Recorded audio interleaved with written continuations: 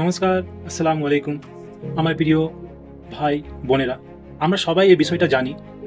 প্রায় ৭৯-৮০ বছর আগে আমরা সকলেই ভারতবাসী মিলে, হিন্দু, মুসলিম, খ্রিশ্চান সবাই মিলে আমরা একটা প্রতিজ্ঞা করেছিলাম। সেটা কি?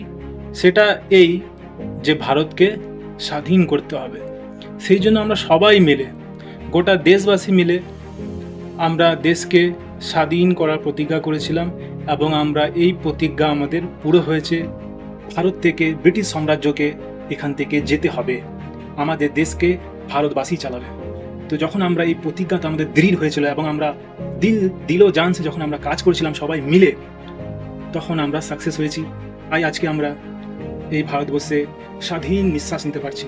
বলতে চাই যে আমাদেরকে আরেকটা প্রতিজ্ঞা করতে হবে যে আমাদের সত্যিকার অর্থে ভারতকে বিশ্বগুরু বানাতে হবে।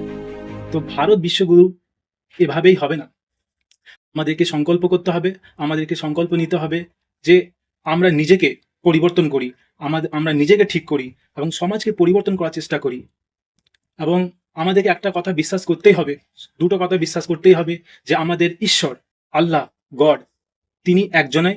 আমরা তিনাকে আলাদা আলাদা নামে ডাকি এবং আমরা কে?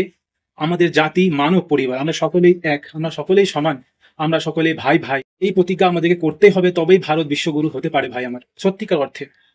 তাই আসুন আমরা আবার প্রতিজ্ঞা করি যে ভারতকে বিশ্বগুরু করতে হবে।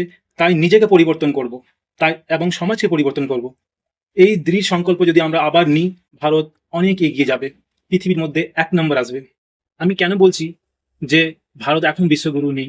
কারণ আপনি ভাবুন, এই মুহূর্তে আমাদের কাছে, ভারতের কাছে কি এমন আছে যে আমরা বিশ্ববাসীকে দেখাবো? একটা জিনিস বিশ্ববাসী জানে যে এই ভারতের মধ্যে, ভারতের মাটিতে পৃথিবীর সমস্ত ধর্মের মানুষ বসবাস করে এবং বিভিন্ন ধরনের অনেক ভাষা রয়েছে। এই জিনিসটাই আমাদেরকে বিশ্ববাসীর কাছে তুলে ধরার আছে যে আমাদের এই ভারতবর্ষের মধ্যে হিন্দু, মুসলিম, খ্রিস্টান সবাই থাকি, কিন্তু আমাদের মধ্যে কোনো ভেদাভেদ নেই।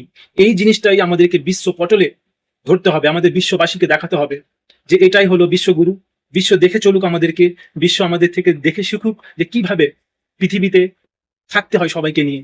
এই আমি আপনাদের কাছে অনুরোধ করছি, আমরা সকলে মিলে এই জিনিসটাকে দৃঢ় প্রতিজ্ঞা করি যেন ভারত বিশ্বগুরু হতে পারে। ধন্যবাদ।